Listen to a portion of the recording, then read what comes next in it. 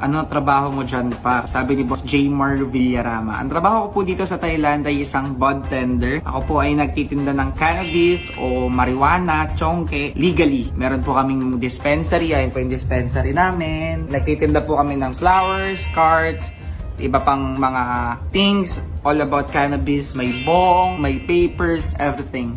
At yung trabaho ko po as a bud tender, hindi lang basta makabenta. Especially kasi most of the customers or clients nung shop are first-timers. It means zero knowledge sila sa cannabis, which is pwedeng mag-lead, pwedeng mapunta sa pagkaka-oversmoke nila, hindi na nila makontrol, which is hindi ayaw naman nating ma-experience sila yung mga ganong bagay. Kaya hanggat maaari, ina-educate natin sila as long as we can. Para dun naman sa pagbili nila, yung profit ng shop is bonus na lang yun na bumili sila. Ang importante ma-preach natin yung kailangan nilang malaman. Yun lang. Again, it's me, Duty H, at nandito po ako ngayon sa Bangkok sa Thailand.